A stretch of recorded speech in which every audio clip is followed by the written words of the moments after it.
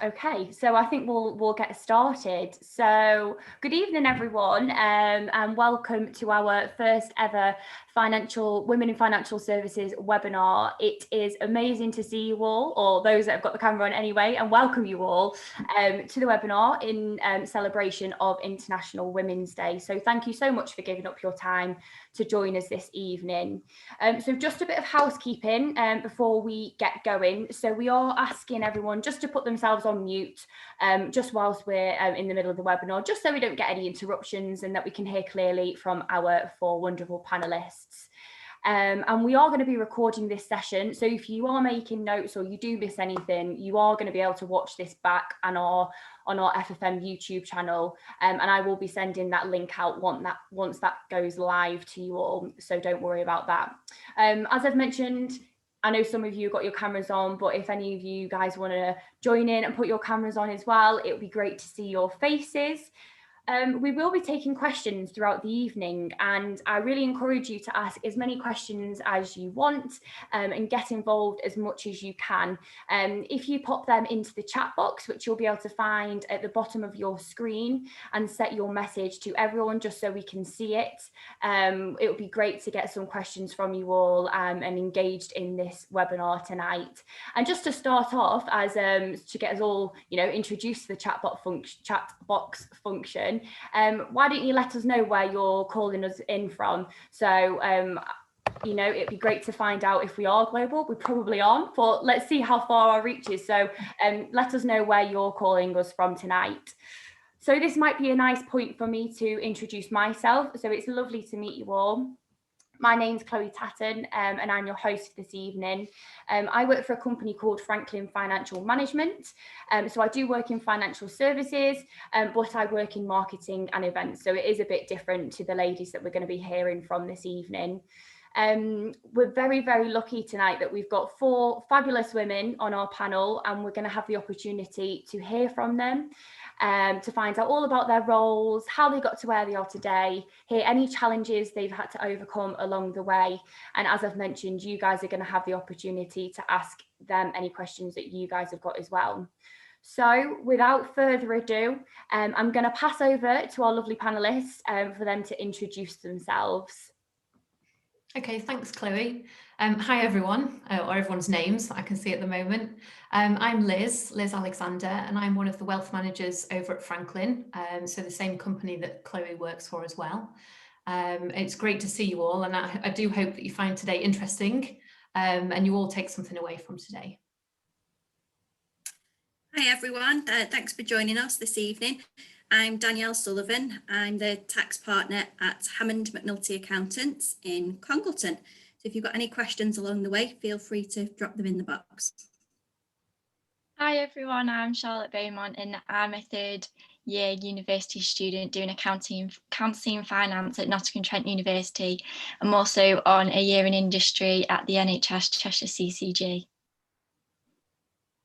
Hi everyone, my name is Rachel Banks, and I am the Head of Finance and Compliance at the company both where Chloe and Liz work, so Franklyn Financial Management. It's really good to see all of you, all the black screens with your names on. I'm really looking forward to hearing what everybody's got to say, or any questions that any of you might have, and hopefully it'll be really informative for everyone. Amazing, thank you so much. So yes, a wide range of roles on our panel, all in different aspects of financial services, so it's going to be a fabulous evening. So I think a great place to start is probably where you guys started at the beginning of your journeys into financial services. So Danielle, do you want to give us a bit of an overview of how you got into the industry? Absolutely. So I did GCSEs at school, and then I did A-levels, and I seemed to always have a bit of a thing for numbers, like the numbers and like the maths. And then I wasn't sure whether I wanted to go to university or, take the apprenticeship route. So I applied to university just so I had all kind of options covered, but I chose to take the apprenticeship route. So 20 years ago it would have been, I did a round of letters and sent them out to all local accountancy firms, and went along for a few interviews. And then I actually did a year somewhere else first, but then I started at Hammond McNulty and started my accountancy training, and then started my ACCA, which is the professional accountancy qualifications, because I have my A-levels already, so I could start the ACCA straight away, and went on from there. Amazing. And then I kind of thought I need to do something else, so I went on to do my tax exams after that, because I found it was the tax that interested me. Amazing. That's great to hear. And Liz, I know that you had a bit of a different entrance into the financial services industry, a bit of a different one to the rest of the guys. Do you want to tell everybody a bit about that? Yeah, absolutely, Chloe. So I didn't start in financial services. Probably about 5 or 6 years ago, I had a career change. So I actually went to university and, believe it or not, did biomedical science. So I'm a little bit of a science geek, absolutely loved it, still do. And I started my career for the first sort of, well, it's quite a long time ago now, but for all that first period of my career, I won't tell you how old I am, but that was all within healthcare companies. So I used to work for various different healthcare companies. I worked for Johnson & Johnson for about 6 years within their orthopedics team, so with orthopedic surgeons, so nothing at all related to finance. I think my last job before I made the career change was advising hospital trust boards on how they could make efficiencies in hospitals. So a really different start, but then my then boyfriend, now husband, sort of started saying to me, do you know, have you ever thought about doing a different role, like being a financial planner or doing something a bit different? And then he's friends with our sort of managing partner as well at Franklyn. So a couple of conversations and 3 years of convincing later, don't get me wrong, it was not an easy decision to make. 3 years later, I made the decision to change careers, and best decision I ever made, actually. Yeah. It's really interesting, I think, isn't it, to hear that even though if you don't start off from the beginning, I think a lot of people do think that to be in the role that they are now, they have to be on that path from the very beginning. But it's encouraging to hear that actually, even though your path might not start off the same as everybody else's and it may be going in a different direction, it doesn't mean that you can't end up, you know, back in the industry that is financial services. So that's really, really encouraging to hear. And Charlotte, you are just starting out in financial services, and you decided to go to university rather than getting an apprenticeship. Do you want to tell us a bit about your decision behind going to university and whether you think that has helped you and whether you think that's a good one? Yeah, of course. So I did actually look at doing apprenticeships to start with, but then I slowly decided that uni was better for me. When I went around looking at universities, I was like, oh, getting a good feeling about it, and it's what I wanted to do, go to uni. And also my university offered me a sandwich year, which really interested me, so I could get that experience, which offered a different side of the uni experience, being able to do that sandwich year, which is really good. I would encourage everyone, if they go to university, to do a sandwich year, because I've been doing my sandwich year for 8 months now nearly, and I've developed my knowledge so much compared to like at uni. It's more you know, the knowledge and stuff, it's actually putting it into practice, which is I really enjoy. Amazing. And Rachel, you started off from the very beginning as a youngster in financial services, and you've remained in financial services since, haven't you? So it'd be great to hear a bit about that. Yeah, I did. So I kind of, again, a bit like Danielle, I did my GCSEs, I did my A-levels, always had a bit of a thing for numbers, didn't really know what to do, and kind of felt like the only way was to be a maths teacher. And nobody had really sort of given us any thought on doing anything else. So I applied to a lot of universities to do maths with the thought of, well, I don't really know what to do after. I assume I'll just be a maths teacher. I kind of quite liked that idea. And then through applying for universities, I actually heard of a couple of companies that were basically, it wasn't an apprenticeship then, it was, they would take you on and you'd work from 18, but you'd get to do a degree sort of in your own time alongside doing your work. So I just thought, you know what, that's a really great idea. I didn't like the idea of going to uni, and I wanted to work, but you couldn't really get a job without having a degree at that point, really.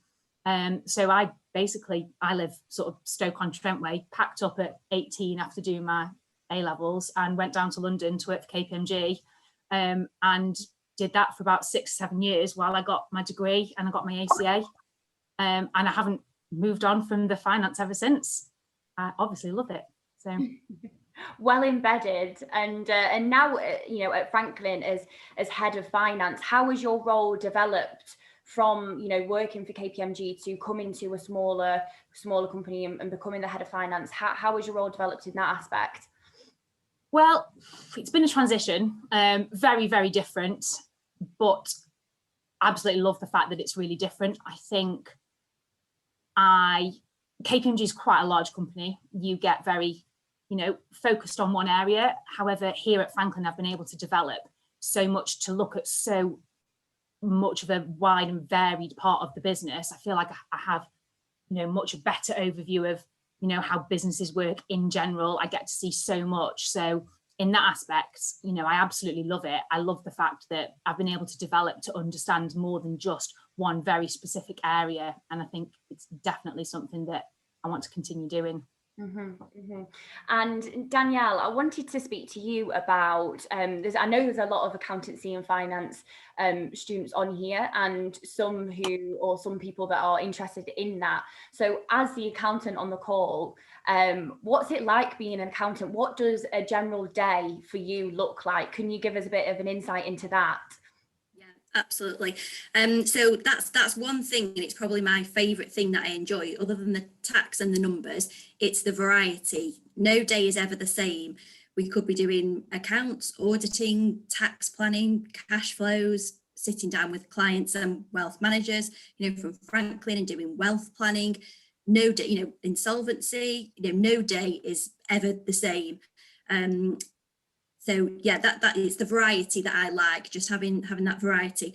And when Rachel was just speaking then, I was just thinking it might be just quite important perhaps for the students, just perhaps to understand maybe the difference in our roles, Rachel. Obviously you mentioned KPMG and your work experience there, which, I'm sure was absolutely brilliant, wasn't it? KPMG are amazing. And I think that's just the difference. So obviously KPMG being such a large firm, you mentioned that you went into the auditing department, didn't you? Yes. And you're specialised in there. Whereas so you're kind of, now you've moved into industry, as we call it, haven't you? And I'm in practice, so in an accountancy practice, kind of looking after clients there. But I think the difference is the size of our firm, which is quite large, but obviously nothing like the size of KPMG. I think that allows us to have that variety, rather than obviously target just the audit department, because you've got such large clients at KPMG. It's that variety that I like. But obviously the students, depending on which route they can choose, they wish to choose, and you don't have to make that decision yet, do you, Rachel? You can kind of do your ACCA first, and then you could choose to specialise, couldn't you? So there's just lots of different options, whether it's accountancy, industry, or into one of the larger firms. But that experience that you had and that course, your qualification at KPMG was, brilliant, wasn't it? Yeah, of course. But I think that's really key. It's one of those things where it could be, this, what you think might be the same route could be so varied depending on where you go. I loved it, but I was very specific to one area within KPMG. I had to go into the audit team. I went into, not just audit, but the investment banking audit team.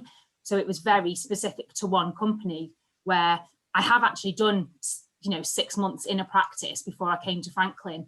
And that was so different. And again, like you said, Danielle, it was so varied. You're not looking at one type of company. You could be sort of looking at a manufacturer one day, a food supplier another day. And I think it's really, important that people sort of really get a good look into, or get a good grasp of what each one is, so that you can, really decide which way you'd like to go, because they can be so different. I think that's important, isn't it? Is understanding as a person, and I think that sort of is going to lead on to a further discussion on tonight's webinar about, when you are younger, or when you're starting out your career, getting that experience of actually understanding what you want from that particular job role. Would you rather be in sort of a big corporate? Would you be in practice? Would you want to work in industry? And figuring that out, and figuring out what works best for you. But Liz, I want to come over to you and talk about being a wealth manager. When I was at school, I had no idea what a wealth manager did and what their job role was. So can you tell us a bit about your job and what a day in Liz's life looks like as being a wealth manager at Franklyn? Yeah, of course. Yeah, I didn't know it was a job either when I was younger, so don't worry, it's not, you're not the only one. So a wealth manager, what does a wealth manager do? We do numbers, less numbers than both Danielle and Rachel, I will say. So I do like numbers, but I prefer the people side of things. So a typical day for me, Chloe, is probably, I'd say 4 client meetings, probably about an hour and a half each. And what we spend our days doing is really supporting clients with, you know, everything from keeping them and their families safe, educating them on investments, how can they make their money work harder for them, how can they achieve their financial goals, and, you know, all that sort of stuff. People who are selling businesses, what to do with the proceeds. It's absolutely, as Danielle said earlier, the variety of stuff that you come across is what makes you get out of bed every day, doesn't it, Danielle, to be honest? But yeah, that tends to be what I do, and lots of client meetings and then lots of client work in the background around it.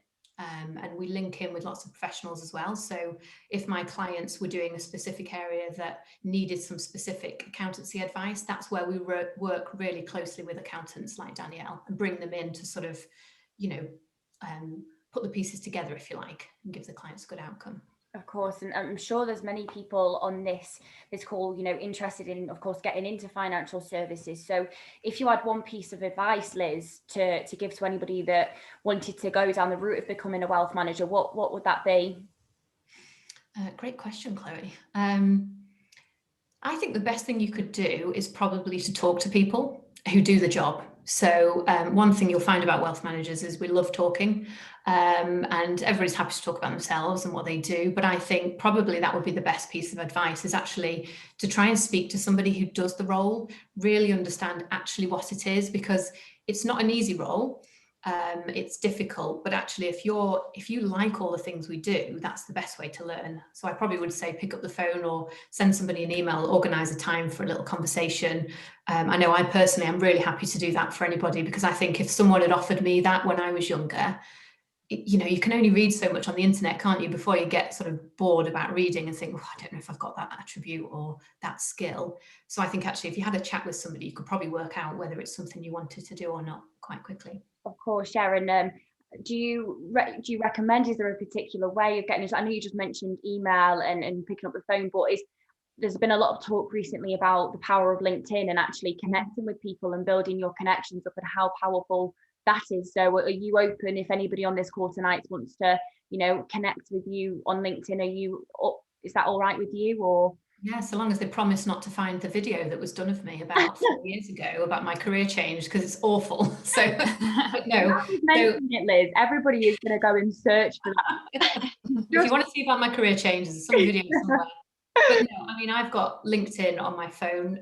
It pings every time I get a LinkedIn message. So I'm really, really comfortable. If anybody on here just wants to explore it further, and I'm sure the other guys are as well. Yeah, really happy with that, Chloe. Yeah, and as the same, and like Liz has just said, I'm sure Danielle, Charlotte, and Rachel are all welcome for you guys to all connect with them tonight, this evening, after this call. But please do start sending in questions. We've not had any yet, but please do send any our way. We'd love to get you more engaged with it.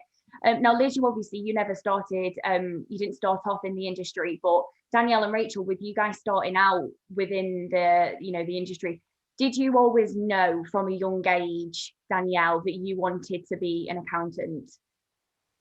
My mum's an accountant, so I think it was always the numbers thing for me, but I wasn't exactly sure what I wanted to do, which is why I applied to university. But then when I just didn't get the right feel, it just wasn't for me. I'm quite homely, really. I don't think I wanted to leave home. But so I thought, right, yes, let's try the accountancy route. And I knew a little bit about it already, luckily, from my mum, even though she's in industry like Rachel is. So I knew a little bit about it, and it was something that I was interested in. But then I suppose with your training and doing your qualifications alongside, you come to, I suppose, find out quite quickly if it is something that you enjoy. I did forget to say, and I realised when Rachel was talking before, that when I was doing my ACCA, and I was doing that, within the workplace as well, and I used to go off to college 1 day a week, I also did my degree alongside. So you do your first kind of get part qualified with your ACCA, do a portfolio, a bit like you do, when you're at uni. So I got my degree then as well. and then you do your professional exams to get your accountancy qualification as well. So just in case anybody out there is unsure whether they want the university route, it is an option for accountancy to get your degree alongside your professional qualification. And leading just on from that, Charlotte, I want to touch with you on that decision of going to university. And I know you mentioned sort of before that was a personal decision for you, but when you were at school and you were choosing that route, did you always know you wanted to do that, or did you sort of to and fro with different types of courses or different, other unis, for example? Because I'm sure there's many people that are currently deciding what uni they want to go to, and they're like, well, how do I decide? So how did you come to that conclusion of that? Yeah, so when I was doing my GCSEs, when I was picking my GCSEs, I actually wanted to be a midwife, but then I slowly realised, no, this isn't for me. Numbers were more for me. Like, I really enjoyed maths and stuff, so that's why I went down the accountancy route, doing that. But when I was deciding universities, like, obviously going to the universities is the best way to get a feel.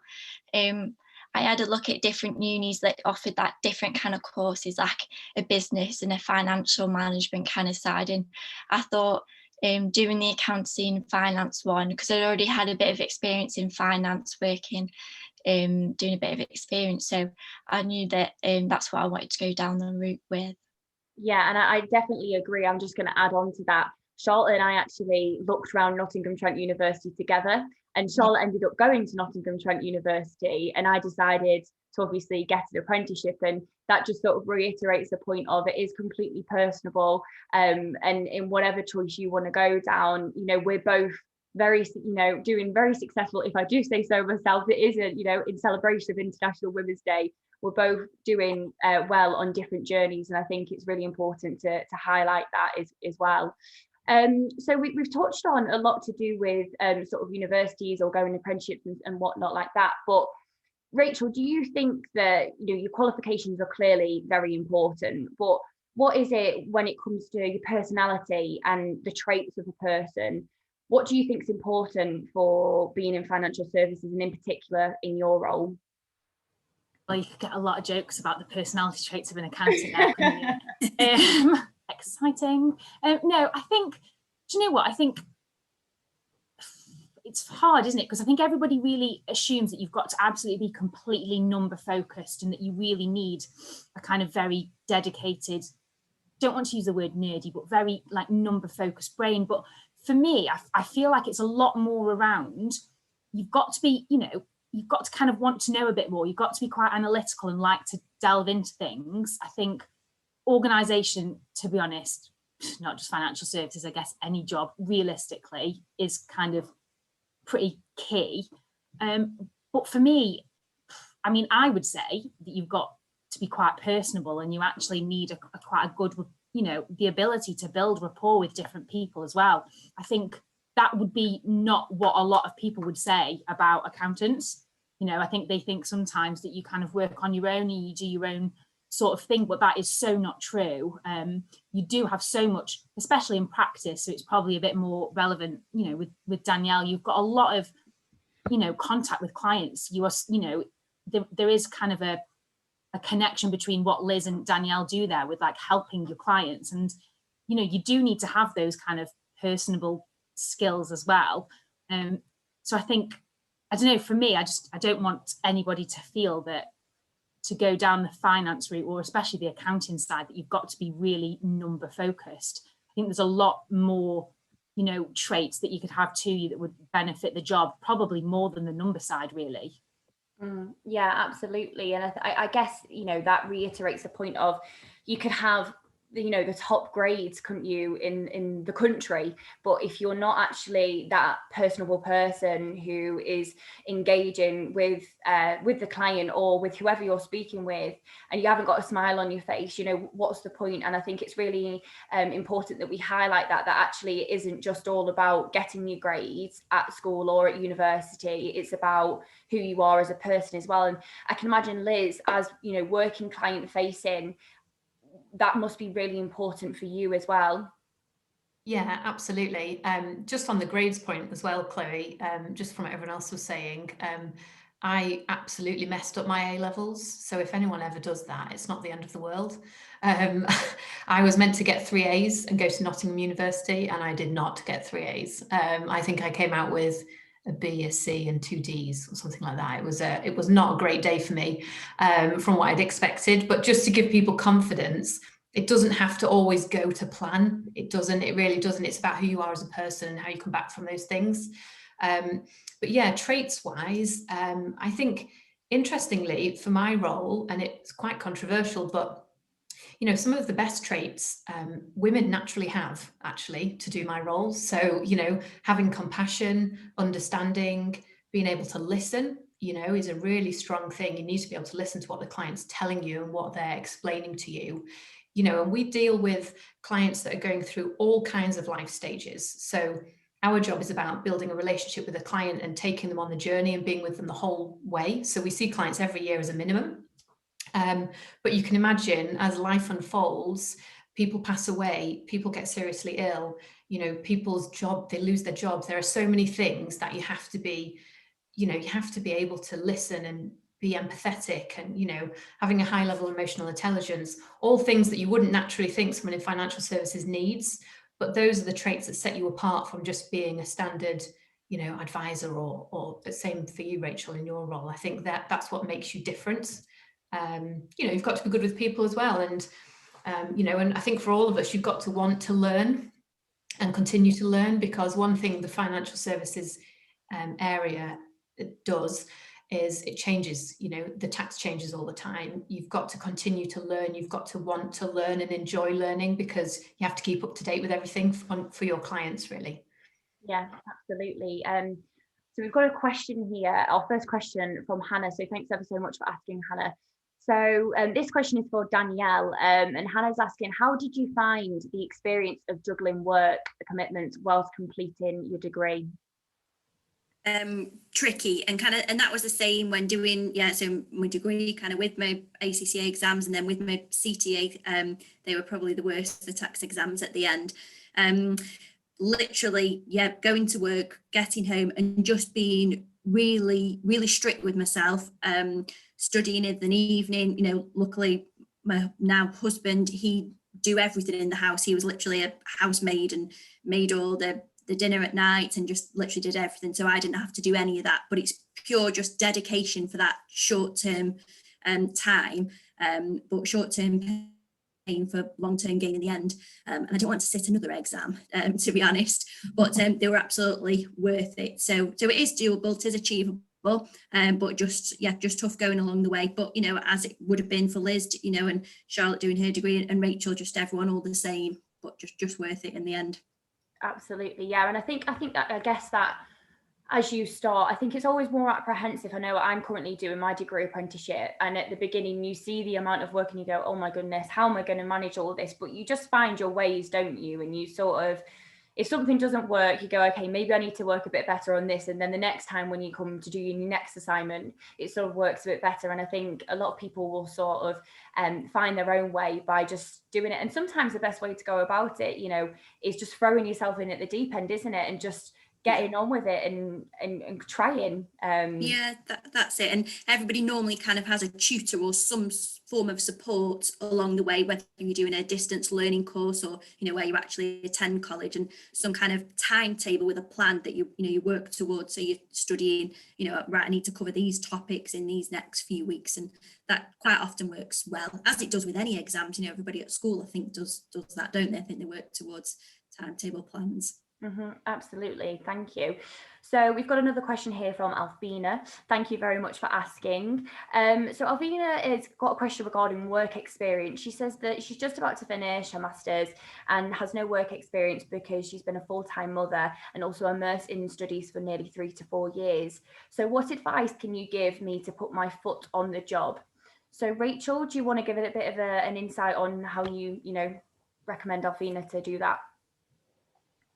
I think what I would say is, I would almost a bit like how Danielle said that she kind of got to where she was with her apprenticeship, is I would get out to anybody that you can. I would get in contact, talk to everybody and anybody that will talk to you, you know, like how Liz said, I know, and I'm the same, and I know we probably all are. We're all happy to talk to anybody to help them, you know, to get to the position that they want to be. So I think it's really key to just, you know, send messages to people or emails or whatever you can, get talking and ask for advice. And, you know, maybe we can give some specific advice on how we would do it, you know, how we would get involved. And you will naturally just end up then, you know, finding people that do offer work experience or apprenticeships or anything, you know, along those lines to get, you know, a foot into the company that you do want to. So I think it's really key to get in touch with people, as many people as you can, really. Yeah, and build those connections, exactly. Yeah. And that's what it is. And a lot of what work that we do at Franklyn, you know, without talking too much about Franklyn, we're not big as all in any single way, but it's about building those relationships, I think, and that, you know, going about it that way is a real good opportunity to meet. You never know who you're going to be speaking to. And doing things, you know, joining calls like this is such a great way to hear about other people's experiences and get involved. Charlotte, I just want to hear from you. Obviously, you are on an internship at the moment. You're doing your year in placement. So, one, you know, I can imagine that there's a lot of other students wondering how the heck did you manage to get that during a really difficult time, obviously, of coronavirus last year, and how are you finding it? Yeah, well, at the start it was really difficult because, you know, when you're going through that process of putting your CV and cover letter and you're like doing a lot of time in it, and then you're going for an interview and then maybe sometimes you get rejected. I know I did, and it's really disheartening, but you can't let that affect you at all. You need to, you know, move on to the next one, which I did with the NHS, and I made sure that, you know, I researched the company, did it, you know, got all my answers ready, just made sure I was proper prepared for my interview in the assessment centre. And I'm so glad I've gone into the public sector with the NHS because especially doing the finance bit, you don't realise how much you're having an impact on the local community. Because with finance, you normally might presume that, you know, you don't have an impact on anyone, but with the NHS, you definitely do. You know, you're providing a good service for people and stuff, which I really enjoy about my placement, and I'm so glad I've gone for it and done the year in industry because it's given me that experience that I need, you know, when I come out of university, when I finish, and, you know, I'm looking for a grad job. So yeah. Amazing. And do you think that this year in industry has put you in a better position than if you were to take, you know, not do the sandwich course? Yeah, definitely. My university encouraged it a lot because you're also getting that experience, but also when you go back to uni, you've got that upper hand, you know, having that experience in the industry, and you can put it into practice at uni when you're doing your exams. You can sort of relate back to, you know, when you've done it at work, which I think would be really useful. Yeah, amazing.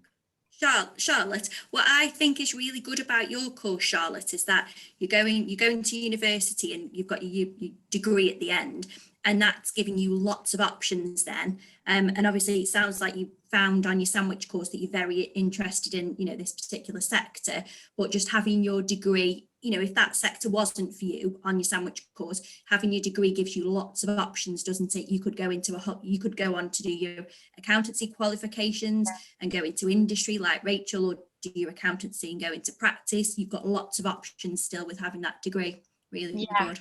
Yeah, I can definitely echo that. When I finished, I definitely want to finish my accountancy exams because with my university, you get, I think it's 7 exemptions towards my final before I go to do my exam. So yeah, if you're wanting to do the degree route, you still get those exemptions, so you don't have as many exams to do when you go to do your accountancy exams.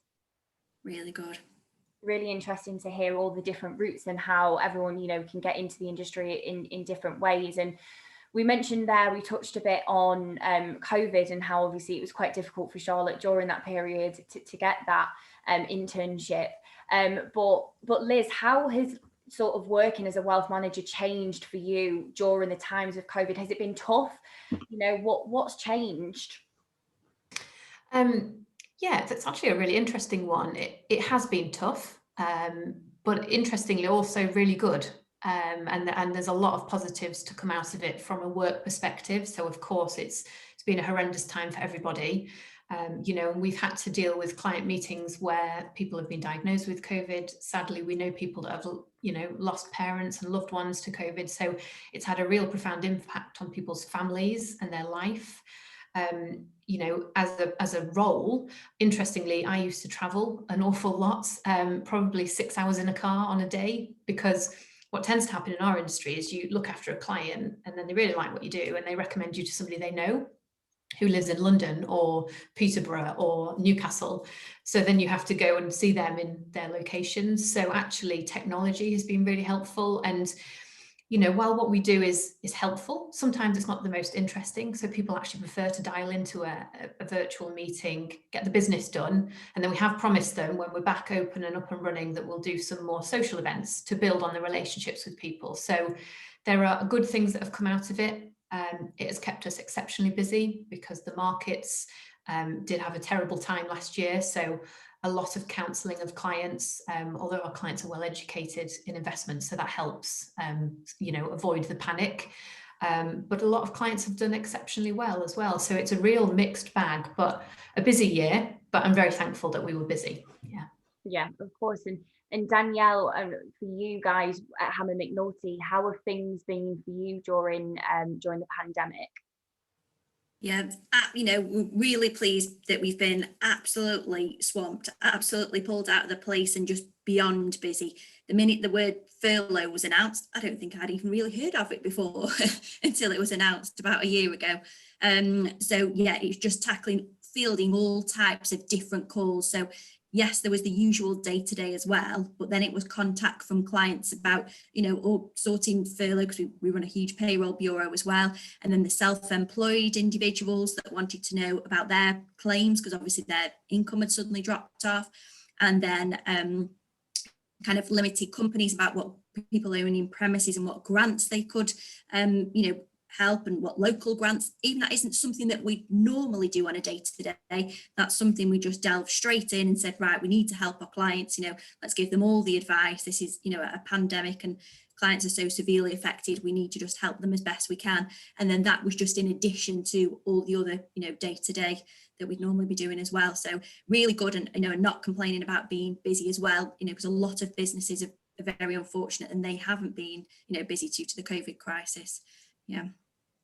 It's really interesting to hear, you know, it has been, like you said, Liz, such an incredibly sad time for so many people, but for some industries, especially ours, it's been such a busy time for us, and you know, business has continued as normal, and I think that proves and goes to show that as a wealth manager in particular, Liz, I do think that, you know, you are for a lot of people, you know, you're there during these really difficult times, and that really reiterates the fact that you need to be such a personal person, going back to what we were saying at the beginning. But you know, and how do you, as you said, you know, being a woman sometimes is actually to an advantage in these situations. But just sort of leading on to that, obviously this is in celebration of International Women's Day, so I just wanted to touch a bit on that. So Rachel, as a woman working, you know, within financial services, statistics are showing at the moment that progress is being made within our industry, and that gender gap within the workplace is shrinking, which is great. But do you think that any more needs to be done? And have you ever experienced it yourself personally? I think that's a really good question, Chloe. I think I've been really lucky. I have genuinely never experienced any particular bias or, you know, I don't really know how to describe it, discrimination or any sort of preconceptions about myself being a woman in financial services as opposed to a man. I would say that, and I know that Liz, this is probably the same for you, knowing sort of how heavily weighted the wealth management team is towards men, is that I found myself, especially when I went to London, I was in the investment banking audit team. I was one woman in a group of 100 men. But I think, I know we spoke about this before, but I don't think that that is necessarily actually the fault of a lot of employers. And I think sometimes we need to be careful to make sure that we don't think that, you know, everybody is actually discriminating. And actually what it is I think we need to educate people, and really the women and the young girls that want to go into these sorts of industries, we need to educate them that they actually can do these jobs. You know, it's just because there's currently a lot of men in them, you know, doesn't mean that there's any reason for that. It's just that they might have found that interesting, or they might find that they thought it was more of a job that a man would do. But actually, you know, we need to make sure that people, you know, and things like today are really helping. We actually just make sure that girls going to university or coming out of university know that actually, you know, we are totally want more women to do this, and they absolutely can do it. So I think it's probably a big factor on education, really. Yeah, absolutely. And you just touched on there, Rachel, of Liz in the wealth management team at Franklyn. It is very male dominated. You are the only woman wealth manager within the team, which is great. And we're all like, woo, go Liz, sort of thing, you know. But do you find, how does that impact you? Do you think it's easier for you to work in a team of men, or better? And how, do you think it's going in the right direction of encouraging more women within to wealth management? Yeah, you know, we've touched on this before, but I've always actually worked in teams with lots of men, so it doesn't faze me at all. In orthopedics, it was the same as it is now. You know, I'm 1 out of 7 wealth managers or advisors in our business. Although you did say that Franklyn, I think as a company, is 50-50, isn't it? Almost equally split. So it's interesting that as advisors, I'm the only one in that team. I think there's absolutely no reason. I think it's similar to Rachel. I think people maybe don't think about being a wealth manager. I don't know. It was never anything I thought of, whether I was male, female. It doesn't. I wouldn't think of that. But you know, I actually think if you think of who we're advising, 50% pretty much of who we're advising of the couple is a woman. So you know, it's nice to be relatable. I think it stands you apart, actually. And I think some people like to be advised by females as opposed to men. And I think I mentioned to you, Chloe, yesterday, I've never experienced a bit like Rachel, I've been really lucky. I've never actually experienced anything obvious. I might have been completely oblivious because I just go about my business and just get on with it. So I might have and just not known about it. I think sometimes the misconception is that from an external point of view, people looking to take advice think that advisors, wealth managers, whatever you want to call us, tend to be stereotypically middle-aged men. And I think actually it sometimes puts women off taking advice, or people off taking advice. And I think that's a real shame, because there's so much we could help with. So I think it's just education, but in a slightly different angle from what Rachel was saying. Completely. And Charlotte, you know, as a university student, when you came to obviously deciding to do accountancy and finance, did it ever cross your mind that, you know, is there going to be, you know, lots of males surrounding me doing accountancy and finance, and have you found that is the case, or is it quite encouraging that it is quite 50-50? Yeah, so when I first went into it, you know, I wasn't like that bothered if it was going to be all male dominant, but I didn't really think about it, to be honest. Didn't cross my mind. But when I got there, my first seminar, it was all boys and I was just the only girl. So it can be quite intimidating. But when I, you know, went into more lectures and seminars, it actually became like 50-50. It wasn't really more male dominated. It was just the coincidence I was just put into an all-male seminar group. And I'm sure you took that in your stride, and you know, and that was that. But it's encouraging to hear that actually, if you are put into those situations with male, you know, a lot of males, actually, if it shouldn't faze you. You know, at the end of the day, we're all working towards the same thing. And I think that's what it is. It's about equality for both genders, isn't it? And working towards the same goal and achieving that. And Danielle, you mentioned before that your mum was an accountant. So do you say, or do you think that she was your biggest inspiration of getting into the industry? Definitely she was. My mum was one of 6, and her mum, she's still with us now, but she's very, very old fashioned. So I think, my mum was quite bright at school and wanted to go off to college, but her mum said, no, not a chance, you'll go off and get a job. And I think the school begged and pleaded with, my nan to let her go, but she's still no. So she went and got a job, but then started night college then. So started doing her, getting her qualifications, and which eventually led on for her getting her accountancy qualifications.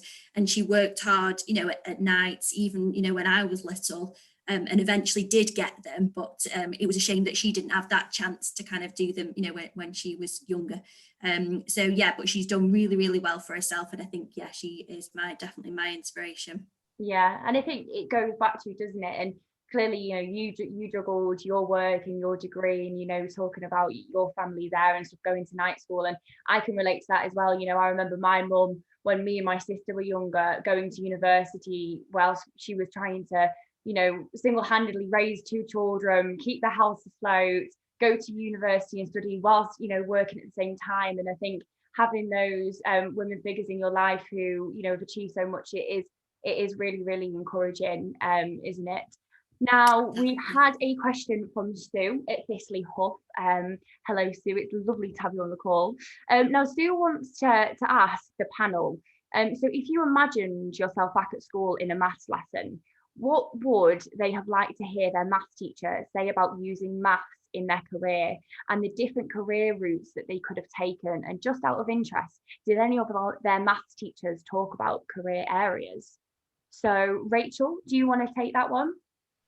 I think, to be honest, this one's probably really quite relevant for me, because I know I said before, I genuinely really quite liked maths at school. I did pretty well in my maths at GCSE, and I did do maths and further maths at A level. And I was going genuinely down the route to be a maths teacher, and not because I necessarily felt forced into it. I did genuinely quite like the idea of doing that. However, I had no idea that there were any other options. And until I found out that there were, I didn't really think about doing anything else. And it would have been, I think, I didn't get talked to at school about any options other than going to university. So there wasn't an option not to, where I was. I don't know. It would be quite nice if there had been another option. So it was, you go to university, and there was no real talk on what you would do after that.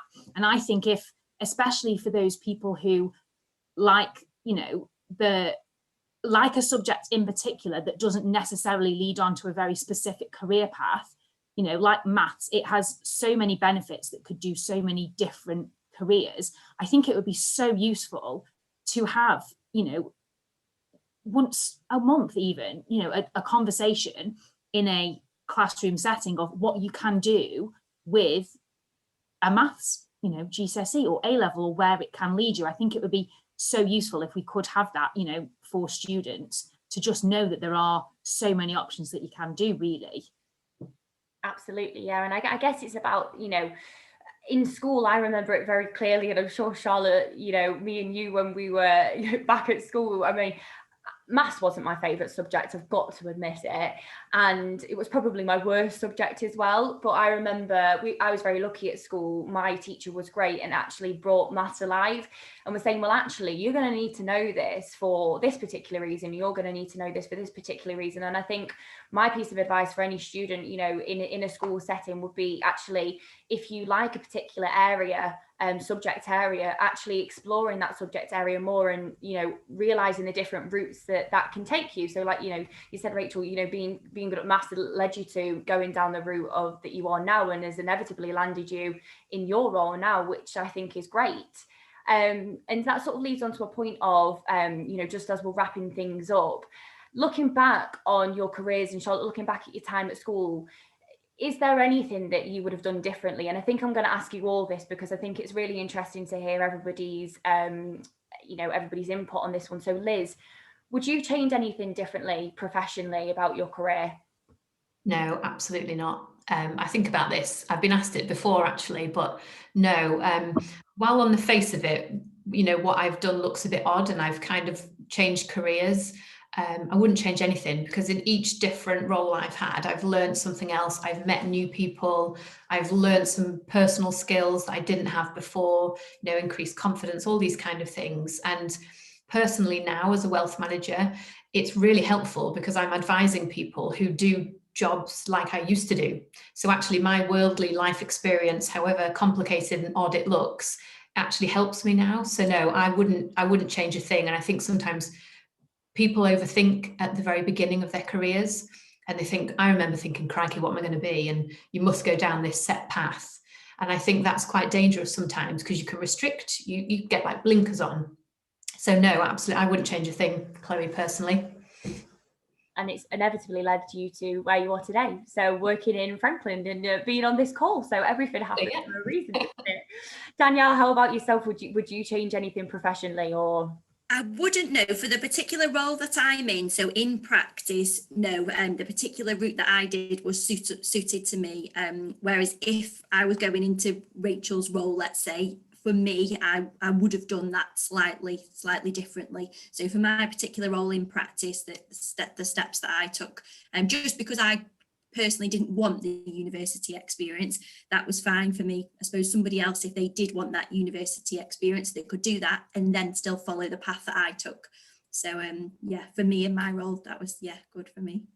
Rachel, how about yourself? You know, being in industry at the moment, how about you? Do you think you would change anything? Again, no, I don't. I think, just to echo what Danielle said, I think it was right for me to do my degree and my ACA alongside working. That's what I wanted to do. I didn't want to go to university, but again, there is no reason why you couldn't do it differently by going to university and then coming into the role. I think it was just that was right for me. In terms of, you know, when I've been in work and getting myself to where I am now, I really wouldn't change anything, because actually everything that I've done has led me, every little bit, every, you know, sort of different piece of work that I've touched has led me to work out where I wanted to be at the end of it, you know. And I've in doing all of that, I now, you know, I know that this is where I want to be. And I think it gives you, you know, I wouldn't change that experience I've had. I wouldn't change all the different work I've done, because actually, you know, you can't, I don't think you can, I could say, you know, I wish I'd decided to come into industry earlier, because actually, had I not had the experience in the different areas that I already had, you know, still within accountancy, I probably wouldn't be able to do my job now. So no, I'm quite happy with what I've decided, I think. Amazing. And Charlotte, lastly, you know, just to finish with you being going to university, and looking back on your years at high school and sixth form and then to where you are now, is there anything you would change, and any advice you'd give to any students, you know, thinking of getting into the industry?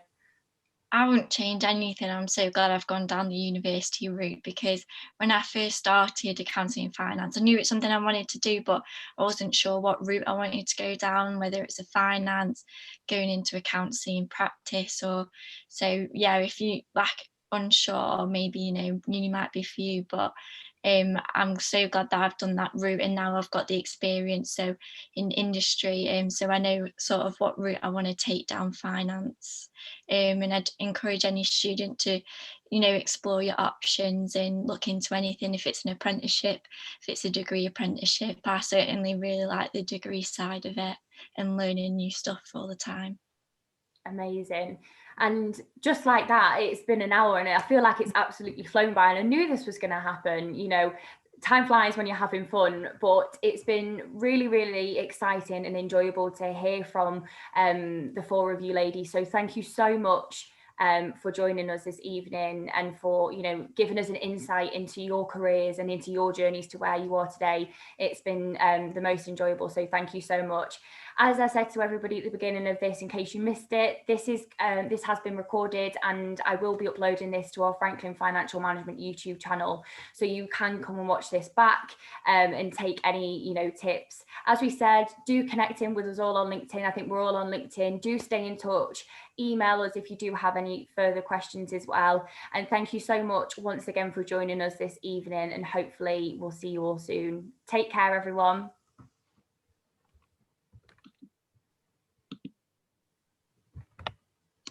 Thanks, Chloe.